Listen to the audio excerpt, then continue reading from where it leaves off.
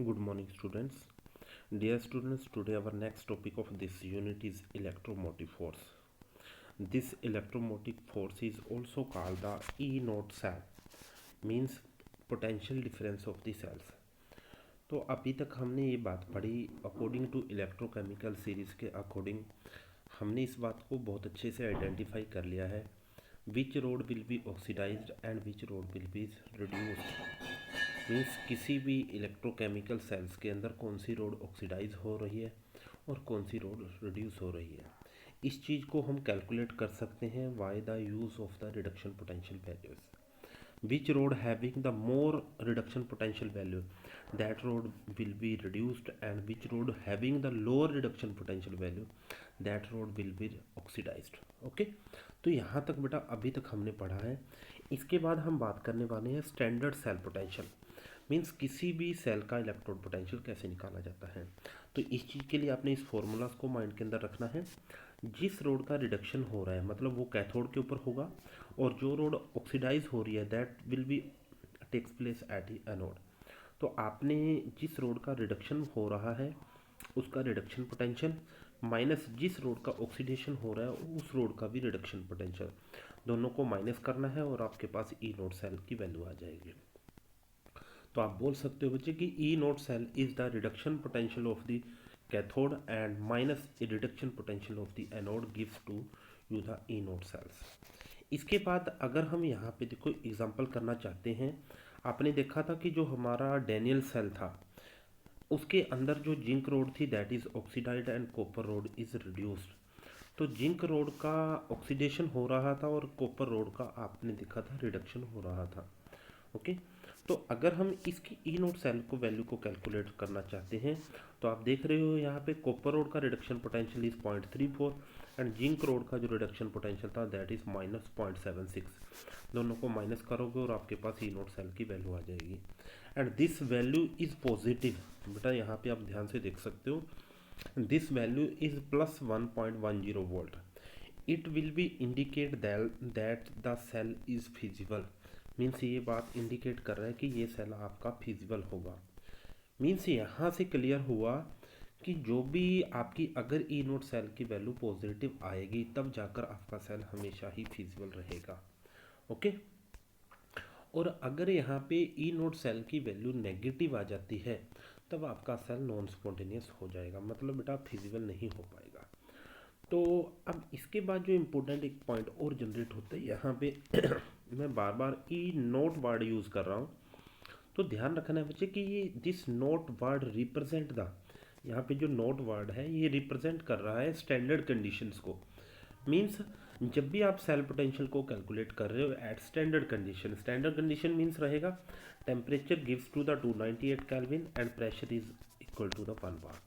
Means यहाँ पे ये फिक्स कंडीशन के ऊपर आपने सेल पोटेंशियल को कैलकुलेट किया। इसके बाद जो हम इम्पोर्टेंट पॉइंट करने वाले हैं यहाँ पे वो ये है कि जब भी हम किसी भी सेल की इलेक्ट्रोड पोटेंशियल को कैलकुलेट करना चाहें अगर वो नॉर्मल कंडीशन के ऊपर हो, नॉर्मल मीन्स बेटा अभी हमने बोला था कि जो हमने सेल पोटेंशियल कैलकुलेट किया that is calculated at a standard condition, but जो साइंटिस्ट नर्नेस्ट आए इस नर्नेस्ट ओकेशन के अकॉर्डिंग हम किसी भी सेल का जो इलेक्ट्रोड पोटेंशियल है वो हम गिवन कंडीशन के ऊपर भी कैलकुलेट कर सकते हैं। मीन्स अब आप ई सेल को रिप्रेजेंट करना चाहोगे, ई सेल को कैलकुलेट करना चाहोगे। इससे पहले हमने ई नोट सेल को कैलकुलेट कर लिया है, जो कि ये बात कर रहा था कि जो हम रिडक्शन पोटेंशियल हमने जो कैलकुलेट किया that is calculated at a standard condition. But अब आपने ई सेल को बोल रहे हो, ई सेल मीन्स होगा कुछ गिवन कंडीशन आपको मिलने वाली है, मीन्स टेम्परेचर प्रेशर की कुछ गिवन कंडीशन मिलेंगी, उन गिवन कंडीशन के अकॉर्डिंग ही आप ई सेल की वैल्यू को कैलकुलेट करोगे। क्लियर? तो बच्चे ध्यान देना है, जो नेक्स्ट इक्वेशन हमने कैलकुलेट की वो ये थी, यहाँ पे ध्यान से आपने नोट करना है इस बात को, इसका फाइनली रिजल्ट ही आपने लर्न करना है। जो रिजल्ट था बच्चे वो ये था कि किसी भी गिवन सेल का जो इलेक्ट्रोड पोटेंशियल होता है मतलब at a given condition E cell जो होता है that is equal to the E naught cell, means electrode potential at a standard condition minus R T upon में N F. R is gas constant, T is a given temperature, N is a number of loss or gain in electrochemical cell.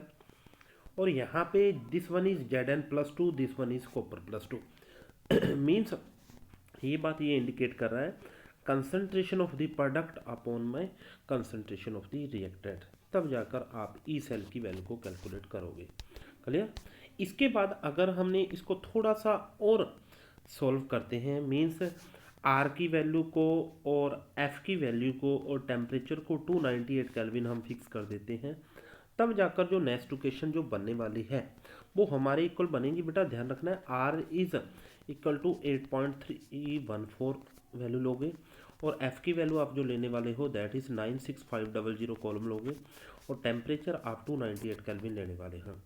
In condition को fix करने के बाद जो आपके पास finally ई naught cell आ जाती है, finally next equation जो आपके पास आ जाती है that is equal to E naughts E cell is equal to E naught cell minus 0.059 upon 2 and log concentration of product upon concentration of the reactant. Clear. तो finally इस condition से हम next equation की help से किसी भी given cell का electrode potential calculate कर सकते हैं एट आ गिवन कंडीशन। तो आपने दिस इम्पोर्टेंट ये वाला फॉर्मूला बेटा बहुत ज़्यादा इंपॉर्टेंट है और इसके ऊपर हर बार आपके फाइनल एग्जाम के ऊपर कुछ ना कुछ न्यूमेरिकल पोर्शन बनेगा। क्लियर।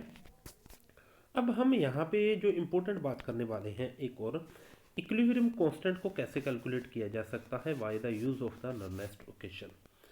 तो बच्चे ध्यान देना है, जब भी किसी केमिकल इक्वेशन के अंदर इक्विलिब्रियम सेटअप हो जाता है, इक्विलिब्रियम मीन्स आपकी concentration of product and concentration of the reactant do not be change at a equilibrium condition, तब जाकर जो आपका ई सेल होता है means electrode potential at a given cell होता है that will becomes equal to the zero.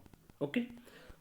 इसके बाद आपने ध्यान देना है जो भी कि अब जो आप ई नोट सेल कैलकुलेट करना चाहोगे वो आपका ई सेल की वैल्यू आपके लिए जीरो हो चुकी है because equation is approach to the equilibrium, तब जाकर जो आपके लिए ई नोट सेल की जो वैल्यू बनेगी that equal to the 2.303 RT upon में NF। इसको भी आप सॉल्व कर सकते हो, अभी हमने लास्ट इक्वेशन में किया, that is equal to 0.059 upon में N and log of concentration of P upon में कंसंट्रेशन ऑफ द R, ये आपका ई नोट सेल आ जाएगा।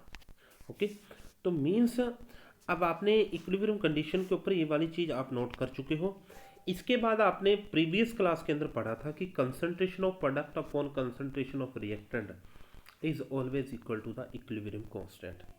तो आप फाइनली आप अपनी इक्वेशन जो बना सकते हो, जो फाइनल आपके लिए एक सिंपल सा एक्सप्रेशन बनेगा वो ये आ जाएगा, means E naught cell is equal to 0.059 upon 2 log concentration log के इक्विलिब्रियम, मीन्स आप इस टाइप से यहाँ से के इक्विलिब्रियम की वैल्यू को कैलकुलेट कर सकते हो। Okay, thank you.